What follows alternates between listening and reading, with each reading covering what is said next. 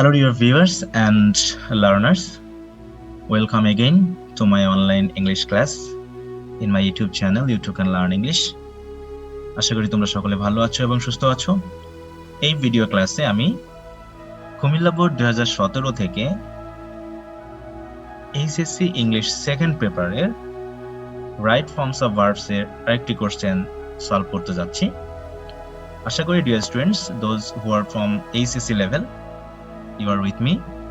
Please stay with me till the end of this video class and watch it very carefully and attentively so that you can understand fully what rules have been used here to make the correct forms of the verbs. So dear students, চলো আমরা একটু কোশ্চেনটা পড়ে নিই। কোশ্চেনে কি বলা হয় আসলে? কোশ্চেনটি থাকে হচ্ছে সেকেন্ড পেপারের 5 নম্বর কোশ্চেনে, তাই না? যে বোর্ড কোশ্চেন থাকে তার 5 নম্বর কোশ্চেনে থাকে হচ্ছে রাইট ফর্ম ভার্বস এর কোশ্চেনটি উপরে। এখন আমরা একটু পড়ে নিই। Read the text and fill in the gaps with the correct forms of verbs as per subject and context. তাহলে এই কোশ্চেনে যেটা নির্দেশনা সেটা হলো যে তোমাকে পুরো প্যাসেজটি পড়তে হবে, যে প্যাসেজটি তোমাকে দেওয়া হয়েছে। তারপর প্রতিটি সেন্টেন্সের সাবজেক্ট এবং পুরো গল্পের যে কনটেক্সট বা এর যে মিনিং সেই অনুসারে ভার্বের যে টেন্স হওয়ার কথা এবং যে ভয়েস হওয়ার কথা, এই সবগুলো মিলে তোমাকে ভার্বের সঠিক ফর্ম দিয়ে এই গ্যাপগুলোকে পূরণ করতে হবে। সো ডিয়ার স্টুডেন্টস, চলো আমরা প্রথমেই প্যাসেজটি পুরো পড়ে নিই। English B the most widely used international language. English হচ্ছে সবচেয়ে বহুল ব্যবহৃত একটি আন্তর্জাতিক ভাষা। It be learned to communicate with the foreigners for various purposes. তাহলে এটা কি লার্ন মানে কি শেখা, তাই তো? তাহলে এটা শিখতে হবে এরকম কিছু বোঝাচ্ছে। বিভিন্ন উদ্দেশ্যে ফরেনারদের সাথে যোগাযোগ করার জন্য, such as যেমন maintain cooperation, coexistence and exchanging business information. তাহলে এরকম বিভিন্ন ধরনের সহযোগিতা, সহ অবস্থান, কোএক্সিস্টেন্স মানে, এবং এক্সচেঞ্জিং বিজনেস ইনফরমেশন এবং বিভিন্ন যে ব্যবসায়িক তথ্য এগুলো শেয়ার করার জন্যই কিন্তু আমরা এই ভাষাটি আমাদের শেখা উচিত বলে আমরা মনে করি, কারণ এই বিভিন্ন কাজে আমাদের বিদেশিদের সাথে কিন্তু যোগাযোগ রক্ষা করে চলতে হয়। There are also certain jobs, বলছি এছাড়াও কিছু বিশেষ বিশেষ চাকরি রয়েছে, which require, যে চাকরির জন্য প্রয়োজন হয় a good functional knowledge of English। তাই তো? ইংলিশের খুবই ভালো একটি ব্যবহারিক নলেজ, তাই তো? ফাংশনাল মানে কি? ব্যবহারিক মানে যা দিয়ে কাজ চালানো যায়, মানে যোগাযোগ রক্ষা করা যায়। জবগুলো কেমন? The jobs of a pilot, a postman, a telephone operator, a tour guide, a mechanic, a receptionist of international hotel, and executive of multinational farm etcetera be a few of them. তাহলে এই জবগুলোর মধ্যে কিছু উদাহরণ হিসেবে এখানে দেওয়া হয়েছে। Besides, এছাড়াও, a student wish to go for higher studies, তাহলে যে উচ্চশিক্ষার জন্য যেতে চায়, মাস্ট লার্ন ইংলিশ, তার ইংরেজি শিখতে হবে। Because the books on advanced education are mostly write in English. কারণ অ্যাডভান্স এডুকেশন মানে কি? উচ্চশিক্ষার জন্য যে বইগুলো রয়েছে সেই বইগুলোর অধিকাংশ ইংরেজিতে লেখা। So the importance and demand of learning English, ইংলিশটা বাদ গেছে, learning English in our country can in no way be ignore. অতএব ইংরেজি শেখার যে গুরুত্ব এবং যে চাহিদা সেটা আমাদের দেশের পরিপ্রেক্ষিতে কোনোভাবেই অবজ্ঞা করা যাবে না। রাদার, বরং we should put high importance, বরং আমাদের উচিত খুবই বেশি গুরুত্ব দেওয়া টু লার্ন ইংলিশ, তাতে ইংলিশ শেখার প্রতি, টু মেক রুম, জায়গা করে নেওয়ার জন্য, ফর আওয়ার সেলফ, নিজেদের জন্য। তাহলে নিজেদের জন্য একটা জায়গা করে নেওয়ার জন্য কোথায়? ইন দ্য কম্পিটিটিভ ওয়ার্ল্ড, তাহলে প্রতিযোগিতাপূর্ণ বিশ্বে নিজেদের জন্য একটা ভালো জায়গা করে নেওয়ার জন্য আমাদের অবশ্যই ইংরেজির উপর খুব বেশি গুরুত্ব দেওয়া উচিত।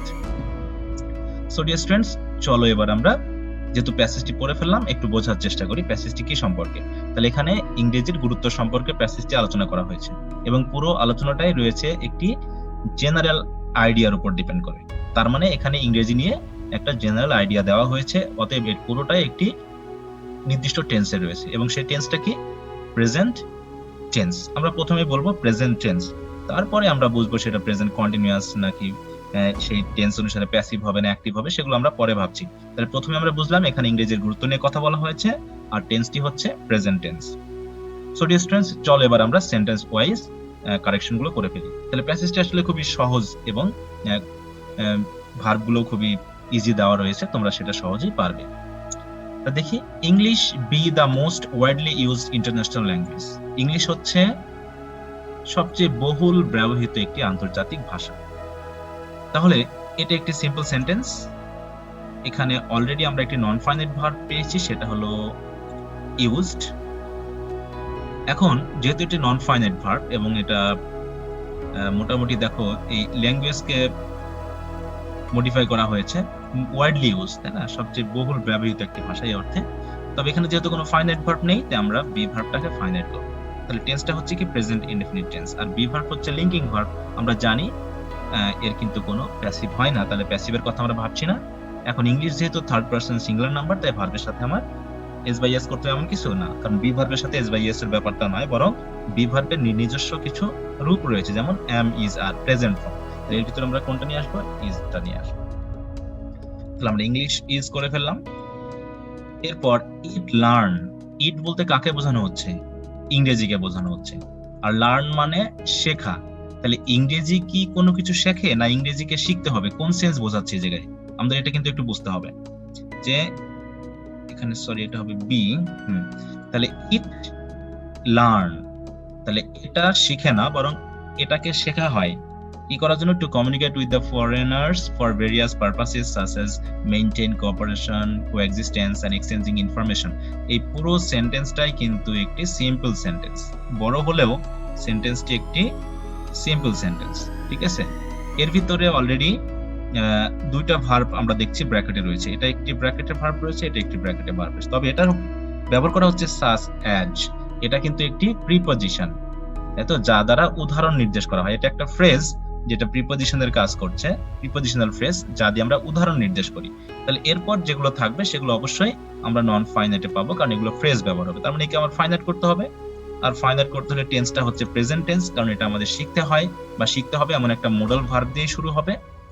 আর হচ্ছে এই ক্ষেত্রে আমরা অ্যাক্টিভ করব না প্যাসিভ করব। অবশ্যই ইংরেজি যেহেতু সাবজেক্ট হিসাবে ইট হচ্ছে এখানে প্যাসিভ, অতএব আমাকে ভার্বটাকেও প্যাসিভ করতে হবে। তাহলে কি করতে হবে? এখানে আমাদেরকে অবশ্যই শিখতে হবে, বা আমাদের শিখতে হয়, বা আমরা শিখি, এই ভাষাটাকে শেখা হয়। তাহলে আমরা প্রেজেন্ট ইনডেফিনিট টেন্স দিয়ে করতে পারি, বা কিছু মডেল ভার্ব যুক্ত করেও কিন্তু আমরা করতে পারি। তাহলে এটাকে মনে হয় প্রেজেন্ট ইনডেফিনিট টেন্স দিয়ে করলে ভালো হবে। তাহলে ইট ইজ লার্ন, এটাকে শেখা হয়, অথবা ইট মাস্ট বি লার্নড, এটাকে অবশ্যই শিখতে হবে, টু কমিউনিকেট উইথ ফরেনার্স ইত্যাদি ইত্যাদি। তাহলে এখানে আমরা মাস্টের জায়গায় শুড লাগাতে পারি, বা অন্য কোনো যদি মোরাল ভার্ব যুক্ত করতে পারি, হ্যাড, বেটার, উড, রেদার, যেটা আমরা পারি সেগুলো কিন্তু আমরা যুক্ত করতে পারি অর্থ অনুসারে। আর আমরা জানি এটা যেহেতু একটি নন ফাইনাইট ভার্ব হবে, সাচ এজ প্রিপজিশনের পর আমরা উদাহরণ হিসেবে যেহেতু নিয়ে আসছি, এইজন্য আমরা এখানে কি করব? মেইনটেইনিং, তাই তো, মেইনটেইনিং মানে রক্ষা করা।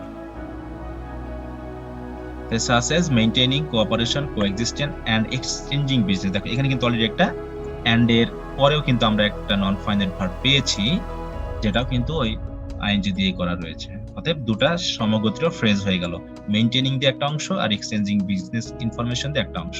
এটা হলো প্যারালেলিজম, তাই তো, যে and এর পরে যা আগে যে ফ্রেজ থাকবে and এর পরেও সেই ফ্রেজ হবে, অতএব পরে যা থাকবে আগেও সেই একই ফ্রেজ হবে, কারণ and সবসময় সমগোত্রীয় ওয়ার্ড, ফ্রেজ বা ক্লজকে যুক্ত করে, এটা আমরা কিন্তু খেয়াল রাখবো। এরপর আমরা পরের সেন্টেন্সে চলে যাই।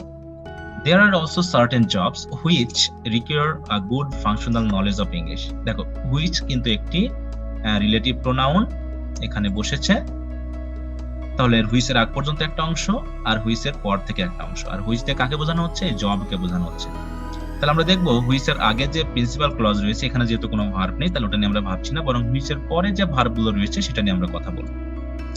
তাহলে রিকোয়ার মানে প্রয়োজন হওয়া, কার প্রয়োজন হচ্ছে? এটা which এর প্রয়োজন। which বলতে কাকে বোঝানো? জবগুলোকে, মানে জবগুলোর প্রয়োজন। কি প্রয়োজন? এই ইংরেজির ভালো দক্ষতা প্রয়োজন, তাই তো। তাহলে এই জবগুলোর কি প্রয়োজন? ভালো দক্ষতা আলা লোকের প্রয়োজন, এমন একটা সেন্স বোঝাচ্ছে আসলে, কিন্তু আমরা বুঝবো যে জবগুলোর ইংরেজি প্রয়োজন, তাই না? তাহলে এটাকে আমরা বুঝছি এটা ফাইনাইট করতে হবে এবং অ্যাক্টিভে করতে হবে এবং প্রেজেন্ট ইনডেফিনিট টেন্সে করতে হবে। আর যেহেতু সাবজেক্ট হচ্ছে এখানে হুইচ জবকে বোঝাচ্ছে, অতএব already plural form, third person plural form, অতএব আমাদের এখানে রিকোয়ারি করতে হবে, এখানে এস বাই এস যুক্ত করা যাবে না। The jobs of a pilot, a postman, a telephone operator, a tour guide, a mechanic, a receptionist of an international hotel, এই পুরোটা এখান থেকে শুরু করে এই পুরো একটা সেন্টেন্স ধরলাম, আর এই পুরো সেন্টেন্সটাই কিন্তু একটি সিম্পল সেন্টেন্স, ঠিক আছে। আর এখানে ভার্ব রয়েছে একটি, সেটা হলো বি, আর এখানে হেড ওয়ার্ডটা হচ্ছে আমার জবস। অতএব জবস যেহেতু প্লুরাল ফর্ম, আমাকে বি ভার্বটার এখানে প্লুরাল করতে হবে, কারণ এখানে যেহেতু আর কোনো ভার্ব নেই, তাহলে আমার ফাইনাইট করতে হবে। ফাইনাইট মানে আমাকে প্রেজেন্ট টেন্সে অ্যাম ইজ আর বসাতে হবে। এখন কোনটা বসাবো? কেউ যদি ভুল করে ফার্ম ধরে বসে তাহলে কিন্তু সিঙ্গুলার হয়ে যাচ্ছে এটা, আর যেহেতু ফার্মটি সিঙ্গুলার, অতএব আমরা এখানে নিশ্চয়ই সিঙ্গুলার ভার্ব ইউজ করে ফেলতে পারি। কিন্তু আমাদের ভাবতে হবে আসলে এখানে কাকে নিয়ে কথা বলছি, আমরা কি ফার্মকে নিয়ে কথা বলছি নাকি জবকে নিয়ে কথা বলছি?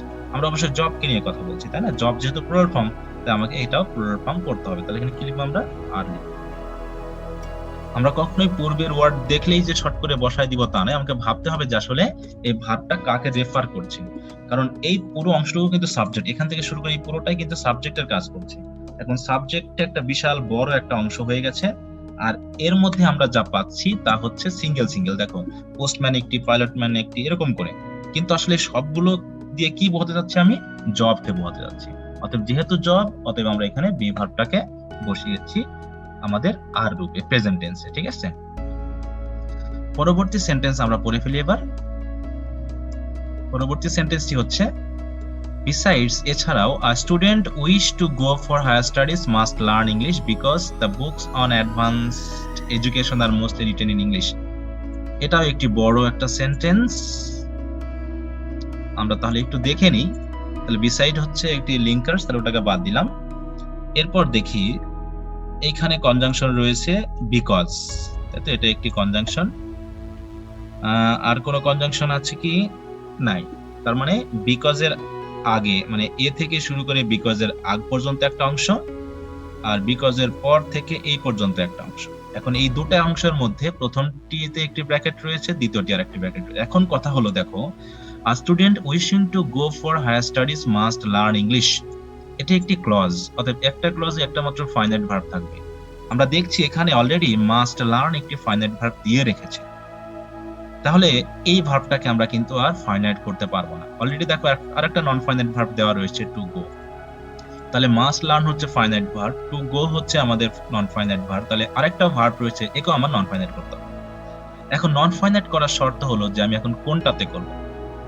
এখন দেখো, মাস্ট লার্ন অবশ্যই শিখতে হবে, তাহলে শেখা ভার্বটার আপাতত সাবজেক্ট কে? আপাতত সাবজেক্ট হচ্ছে আ স্টুডেন্ট, মাস্ট ভার্বের সাবজেক্ট, তাই তো, এটাকে আমরা ধরলাম সাবজেক্ট। তাহলে I student must learn English, তাই তো, মাস্ট লার্ন ইংলিশ। সেই কোন স্টুডেন্টকে? যে বিদেশে হায়ার স্টাডিজের জন্য যেতে চায়। তাহলে আগে কি ইচ্ছা করতে হচ্ছে? হায়ার স্টাডিজের জন্য যেতে হবে। এবং আরেকটা জিনিস বলেছিলাম যে নন ফাইনাইট ভার্বটি যদি তার ঠিক পূর্বের যে নাউন রয়েছে তার দ্বারাই সংগঠিত হয়, তাহলে তাকে আমরা প্রেজেন্ট পার্টিসিপল করে দিব বা আইএনজি করে দিব। তাহলে এখানে আমরা কি লিখবো? উইশিং। উইশিং। আমরা এখানে নন ফাইনাইট কেন করলাম আশা করি তোমরা বুঝতে পেরেছো, কারণ প্রতিটা ক্লজই একটি সিম্পল সেন্টেন্সের মতো। অতএব একটা সিম্পল সেন্টেন্সে যেমন একটির মাত্র ফাইনাইট ভার্ব থাকে এবং তার একের অধিক নন ফাইনাইট ভার্ব থাকতে পারে, ঠিক এখানেও তাই হয়েছে। অলরেডি মাস্ট লার্ন একটি ফাইনাইট ভার্ব দেওয়া রয়েছে, অতএব আমাকে ব্র্যাকেটের ভার্বটিকে কি করতে হবে? নন ফাইনাইট করতে হবে। এখন নন ফাইনাইট করার কিছু শর্ত আমি অলরেডি আরেকটা ভিডিও ক্লাসে দিয়ে ফেলেছি, তোমরা অবশ্যই সেখান থেকে দেখে নিবে। তবে এখানে আমি একটা শর্ত বললাম কি, যে যদি নন ফাইনাইট ভার্বটি ঠিক তার পূর্বের যে নাউন আছে তার দ্বারা সংগঠিত হয়, তাহলে তাকে আমরা আইএনজি করে দিব। অধিকাংশ ক্ষেত্রে আমরা আইএনজি করে দেব। এর কিছুটা ব্যতিক্রম রয়েছে, সেই ব্যতিক্রমটা আমরা পরে ভাববো বা ভেবে নিব, ঠিক আছে? এইটা। এখন আরেকটা শর্ত হলো কি, যে ফাইনাইট ভার্ব এবং নন ফাইনাইট ভার্ব এই দুটার সাবজেক্ট যদি একই এজেন্ট হয়ে থাকে বা একই জন হয়ে থাকে বা পারফর্মার যদি একই জন হয়ে থাকে, তখন আমাকে ভাবতে হবে যে ফাইনাইট ভার্ব এবং নন ফাইনাইট ভার্বের তুলনায় কোন কাজটি আগে হচ্ছে। যাকে আগে কি তাকে ইংরেজি শিখতে হবে, না তাকে আগে বিদেশে যাওয়ার জন্য উইশ করতে হবে? হ্যাঁ, অবশ্যই আগে হায়ার স্টাডিজ এর জন্য উইশ করতে হবে, তারপরে তাকে ইংরেজি শেখার চেষ্টা করতে হবে। তার যদি ইচ্ছা না থাকে হায়ার স্টাডিজ এর জন্য, তাহলে তার ইংরেজি শিখে তার লাভ নেই, তাই না? তাই এই কথাটা, অতএব ফাইনাইট ভার্বের আগেই যদি নন ফাইনাইট ভার্বটা হয়ে যায়, তাহলে সেক্ষেত্রে আমরা আইএনজি করব। এবং এটা কোন ক্ষেত্রে? যদি নন ফাইনাইট ভার্ব এবং ফাইনাইট ভার্ব দুটাই যদি ওই সেন্টেন্সের সাবজেক্ট দ্বারা সংগঠিত হয় বোঝায়, সেক্ষেত্রে আমরা এটা পাবো, তাছাড়া নয়। এরপর চলে আসি বিকজের পরের অংশটা। The books on advance education are mostly write in English. দেখো অলরেডি আমাকে এখানে কিন্তু আর দিয়ে রেখেছে, তাই না?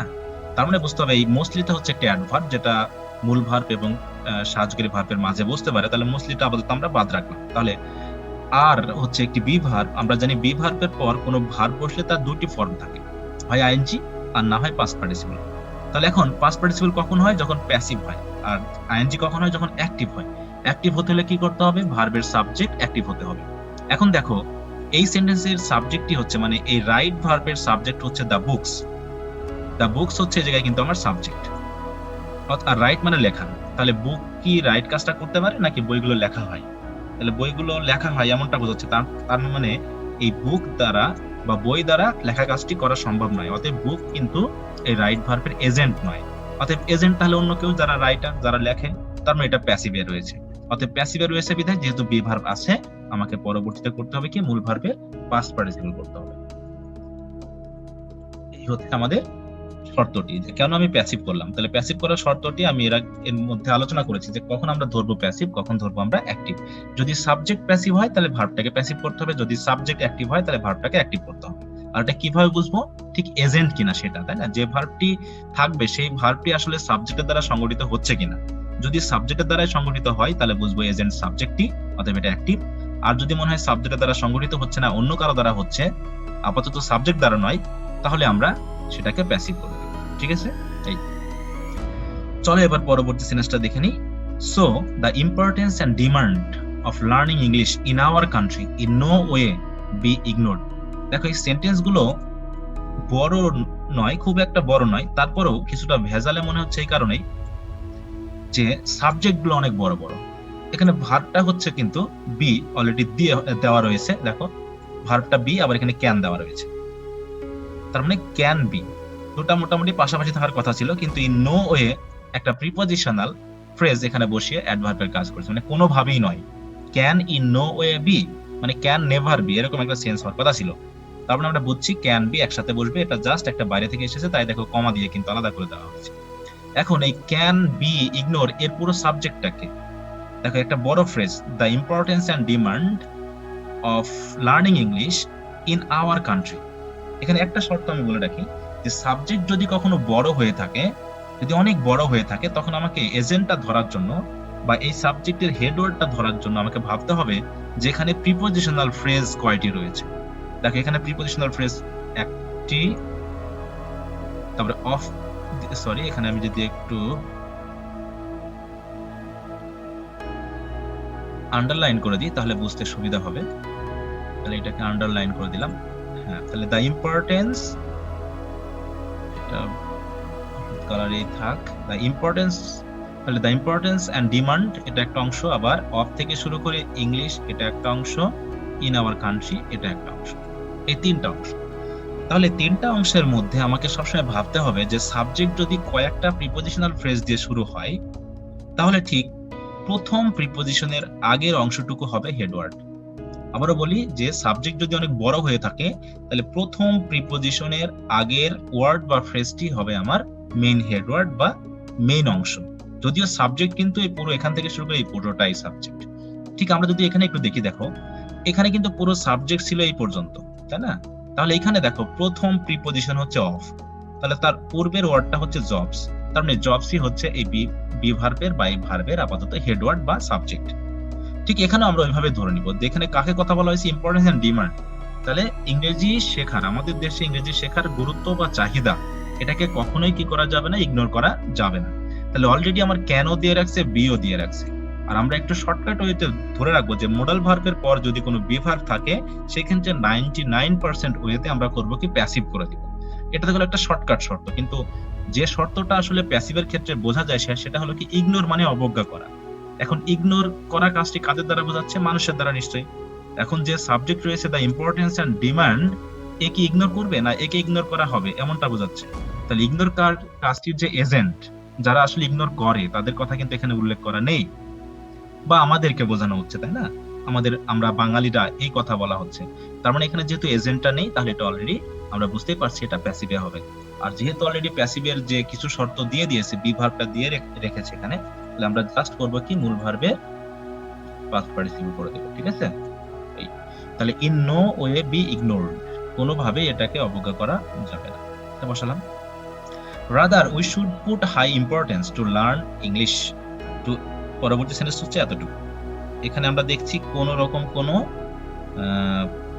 কনজাংশন নেই বা রিলেটিভ প্রোনাউনও নেই, অতএব এটা একটি সিম্পল সেন্টেন্স হবে। এখন আমরা দেখিনি এখানে কয়েকটি ভার্ব রয়েছে, সবসময় আমাদের ভার্বগুলো খুঁজতে হবে। এখানে রয়েছে টু মেক, এখানে রয়েছে শুড দিয়ে পুট, এটা একটা ভার্বের ব্র্যাকেট রয়েছে, আবার টু থেকে শুরু করে এইটুকু। তার মানে একটা সিম্পল সেন্টেন্স অলরেডি আমার দুটা ভার্বের ব্র্যাকেট রয়েছে, কিন্তু এখানে কোনো ফাইনাইট ভার্ব নেই। আর আমরা জানি ফাইনাইট ভার্বের সাথে অবশ্যই সাহায্যকারী ভার্ব থাকে, তার মানে এটাকে আমার পুটটাকে ফাইনাইট করতে হবে, এটা আমরা ফাইনাল বুঝে ফেলেছি। তাহলে এটাকে আমরা কি করব, উই শুড পুট, এখন অলরেডি শুড দেওয়া রয়েছে, এখন অ্যাক্টিভে করব না প্যাসিভে করব? কারা গুরুত্ব দিবে? আমরা। অতএব এখানে এজেন্ট অলরেডি সাবজেক্টে রয়েছে, তার মানে অ্যাক্টিভ। তাহলে শুডের পর কি হয়, শুড যেহেতু একটি মডেল ভার্ব, তাহলে মডেল ভার্বের পর কি হয়, ভার্বের বেস ফর্ম হয়, তাহলে পুটটাকে আমরা বসিয়ে দিলাম। তাহলে we should put high importance to learn English. এখন দেখো আমরা জানি টু অলরেডি এটা ইনফিনিটিভের টু, অতএব টু এর পর কি হয়, ভার্বের বেস ফর্ম হয়, অতএব এখানে লার্ন যা রয়েছে আমরা লার্নটাকে লার্নই করে রাখবো। তাহলে two learn English.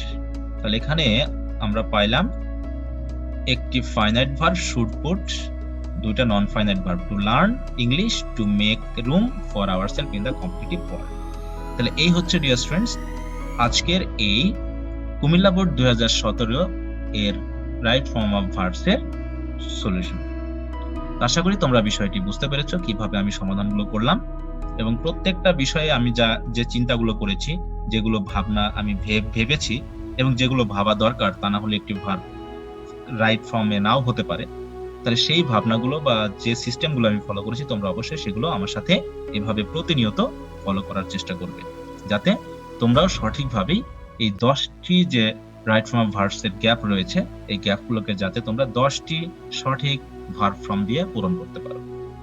So okay dear students, right form of verb নিয়ে যে আমার মোটামুটি 2-1টা ভিডিও ক্লাস রয়েছে, যেগুলোতে আমি নিয়মগুলোকে শর্টকাট আলোচনা করার চেষ্টা করেছি, তোমরা সেগুলো অবশ্যই দেখে নিবে। তার লিংক এই ভিডিও ক্লাসের সাথে থাকবে, ডেসক্রিপশন বক্সে দেওয়া থাকবে। এছাড়াও তোমরা আমার চ্যানেলে গিয়ে অবশ্যই সেখান থেকেও তোমরা দেখে নিবে। আমি অলরেডি সুন্দর করে সেখানে তোমাদের জন্য প্লেলিস্ট তৈরি করে রেখেছি, কিভাবে এইচএসসি ইংলিশ সেকেন্ড পেপার, তার ভিতরে রাইট ফর্ম অফ মানে বোর্ড কোশ্চেন সলিউশনের রয়েছে আলাদা আলাদা প্লেলিস্ট, যেখানে রয়েছে right form of verbs board question solution. সেখানে তোমরা মোটামুটি সবগুলো বোর্ডের সবগুলো সমাধান মোটামুটি সিরিয়ালি পেয়ে যাবে। তোমরা সেখানে থেকে অবশ্যই দেখে নিবে, যাতে তোমরা একটা সঠিক নির্দেশনা পাও। সো ডিয়ার স্টুডেন্টস, আজ আর নয়, আশা করি তোমরা এতক্ষণ আমার সাথে ছিলে এবং বিষয়গুলোকে আমার সাথেই শিখে নেওয়ার চেষ্টা করেছো। তবে ভিডিও ক্লাসটি শেষ করার পূর্বে তোমাদের কাছে অনুরোধ রইল, যদি ক্লাসটি তোমাদের ভালো লেগে থাকে অবশ্যই লাইক করবে এবং কমেন্ট করে জানাবে তোমাদের ভালো লাগা মন্দ লাগা উভয় বিষয়ই। এবং যদি আরো কোনো কিছু জানার থাকে, কোনো টপিক নিয়ে আলোচনা করার বিষয় থাকে, তোমরা অবশ্যই কমেন্টে জানিয়ে দিবে, আমি নতুন কোনো ভিডিও ক্লাস তোমাদের জন্য তৈরি করে নিতে পারি এভাবেই। আর অবশ্যই বন্ধুদের সাথে ভিডিও ক্লাসগুলো শেয়ার করে নিবে। আর যদি তুমি এই চ্যানেলে নতুন হয়ে থাকো তো অবশ্যই চ্যানেলটিকে সাবস্ক্রাইব করবে। আর অলরেডি যদি নতুন না হয়ে থাকো বা যদি সাবস্ক্রাইব করে রাখো, তাহলে তো অবশ্যই তোমাদের অসংখ্য ধন্যবাদ। তো সাথে থাকার জন্য আবারও তোমাদের ধন্যবাদ জানিয়ে শেষ করছি। পরবর্তী ক্লাসে তোমাদের সাথে আবার কথা হবে, দেখা হবে এই প্রত্যাশা নিয়ে। ভালো থাকো, সুস্থ থাকো।